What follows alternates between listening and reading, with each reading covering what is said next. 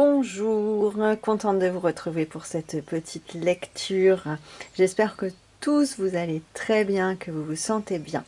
On va prendre un petit temps avec le son pour s'ancrer, se centrer, s'axer entre le haut et le bas, descendre de l'intellect vers le cœur pour atteindre le ressenti. Être à l'écoute de ce qui dans cette lecture sera juste pour vous et pourra vous aider à cheminer. C'est parti.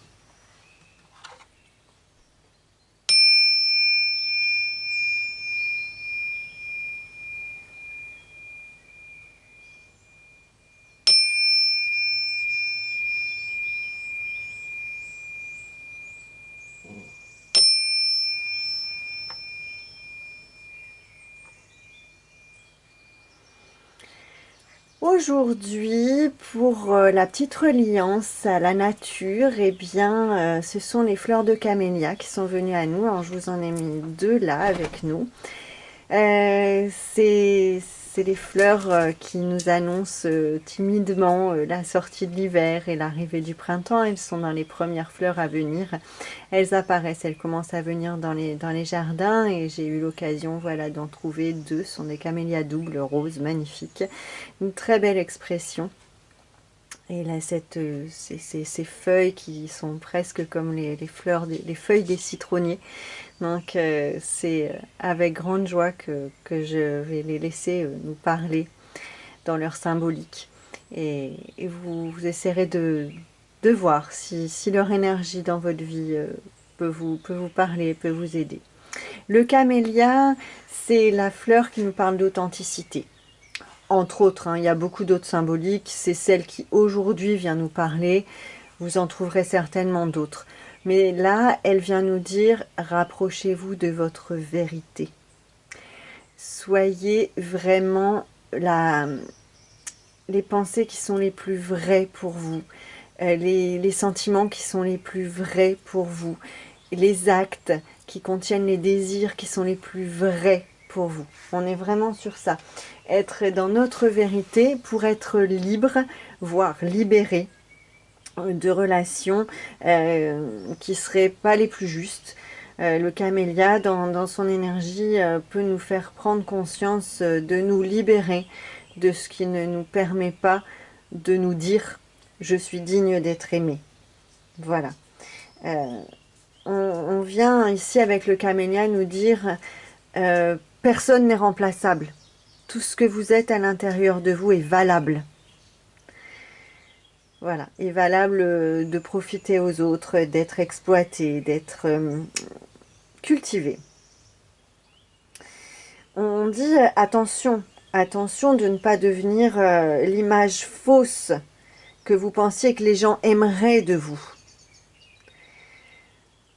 On nous signale que la seule personne que les autres peuvent vraiment aimer, c'est la personne que nous sommes de manière véritable. Voilà, le camélia, il nous dit, ne soyez rien d'autre que vous-même. Et dans cet état d'esprit, bien sûr, c'est comme ça que l'on va pouvoir faire des relations plus riches, plus équilibrées. Notre niveau de confiance peut augmenter. On peut ajouter un peu plus de romantisme si c'est cette énergie que l'on apprécie. On va pouvoir amener davantage de douceur dans tout ce que l'on vit.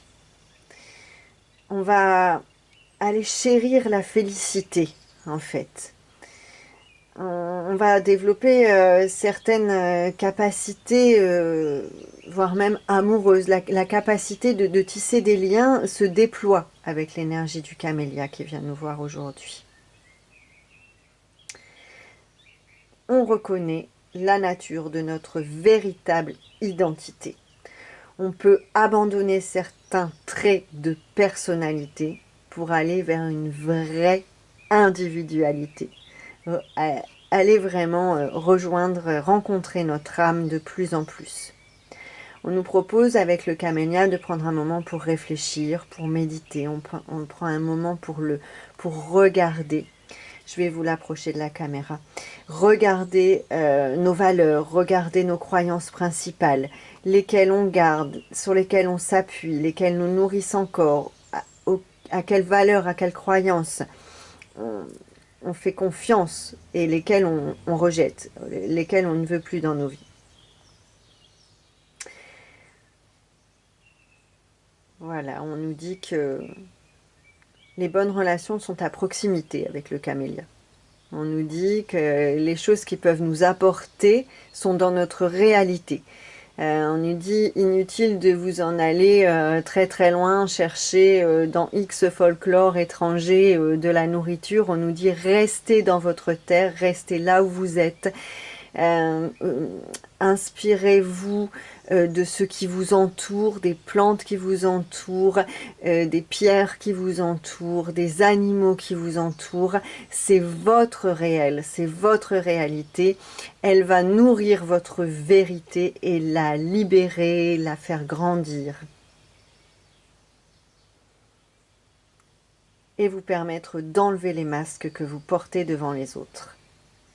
Voilà. Et on nous dit, ouvrez les bras à l'amour avec un grand A, grâce à l'énergie du camélia, que je vous amène ici si vous voulez faire une petite capture d'écran pour vous en rapprocher.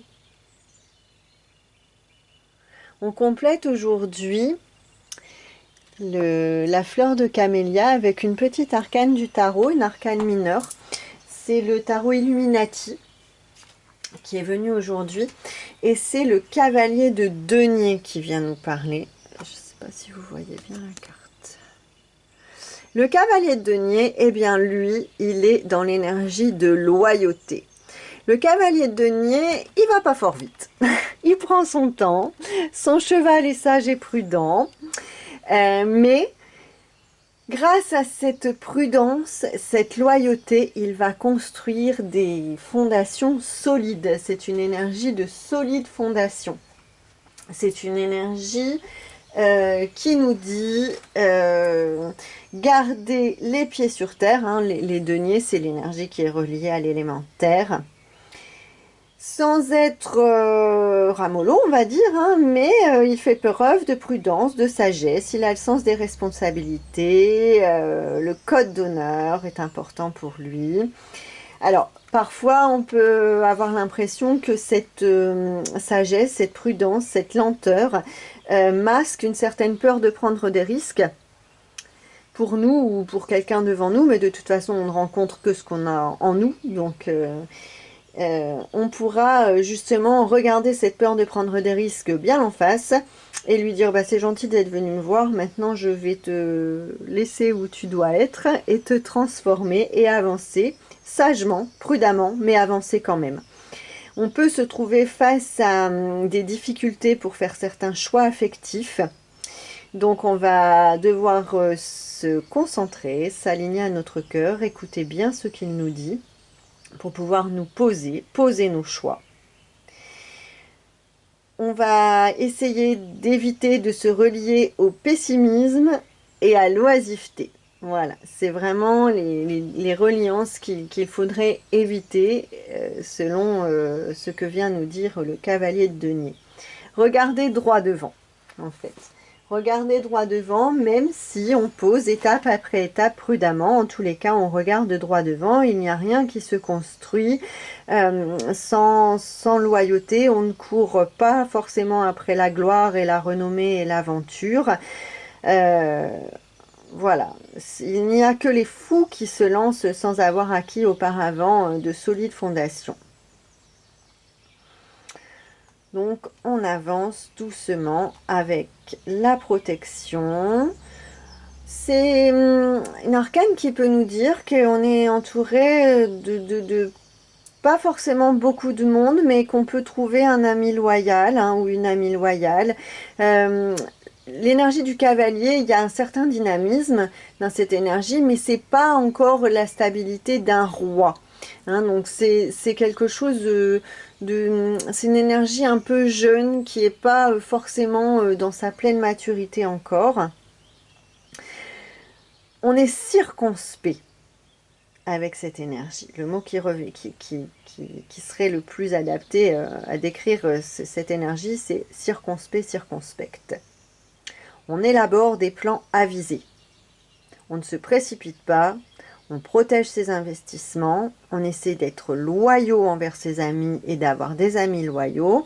Les autres, on contourne, on évite si ça ne nous correspond pas. On essaye toujours d'avoir autour de soi, auprès de soi, des personnes qui ont les mêmes valeurs, qui ne nous mettent pas dans la déception, dans les énergies négatives.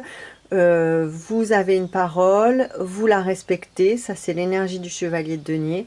Alors, si en face de vous, c'est pas la même chose, contournez calmement, calmez le jeu, suivez votre chemin.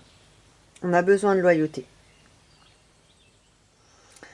Voilà, ce chevalier, il cherche doucement mais sûrement la stabilité et c'est un esprit qui est appliqué au quotidien. On s'applique dans chaque petite action, on est dans sa réalité, les pieds bien sur terre.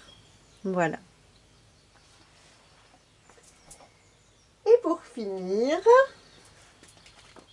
une petite qualité de l'oracle des mandalas d'énergie d'Olivier Manitara. Alors, ce qui est venu à nous, c'est la paix. Le cavalier de denier, il avance en paix. Le camélia aussi, il nous dit soyez en paix, soyez authentique. Et voilà le mandala sur lequel vous pouvez appuyer votre méditation. La paix. Alors, on essaye avec lui ici de se relier à l'idée de paix.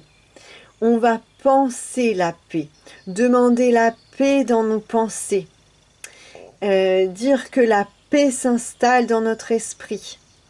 Et puis, petit à petit, vous laissez descendre cette paix, l'idée de paix, la qualité, la vertu paix, vous la laissez descendre dans votre cœur et vous concentrez sur votre cœur en vous disant, par exemple, si ça vous parle, ce type de méditation, je ressens la paix s'installe dans mon cœur est empli de paix, etc. Puis on descend encore dans la pyramide de notre être, on descend jusque dans notre ventre, et dans notre ventre, je suis la paix, je désire dans la paix, j'agis dans la paix. Voilà, laissez bien toute la pyramide de votre être s'imprégner, digérer, créer la paix dans la pensée, la paix dans le sentiment et la paix dans les désirs et les actes, puisque nos actes contiennent nos désirs. La paix, elle amène l'union avec le divin et sa réalisation dans la vie. Elle porte la belle parole et elle la réalise instantanément. Elle nous parle d'une vie divine, d'une perfection divine dans la vie de l'homme. La paix, elle nous permet d'être dans la main de ce qui est juste, d'être en harmonie avec l'univers, avec ce qui est et qui doit être pour nous. Et la paix apporte la plus grande bénédiction. Elle va nous éviter les énergies de colère, de guerre et d'anéantissement. Toutes ces énergies de colère, de guerre et d'anéantissement vont se transformer en paix par le travail de l'intégration, de reliance à la paix.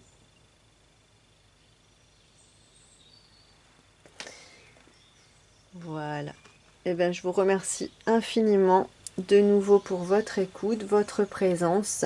Merci beaucoup de partager sur vos réseaux cette petite capsule. Je viens de faire une petite page LinkedIn pour partager aussi ces vidéos et quelques petits articles de temps en temps. Je vais vous mettre le lien en description. Vous avez aussi en description, comme d'habitude, ce qu'il vous faut pour prendre un rendez-vous en consultation privée, pour un soin ou pour une guidance. Voilà, je vous ai tout dit pour aujourd'hui. Un grand merci. À très bientôt.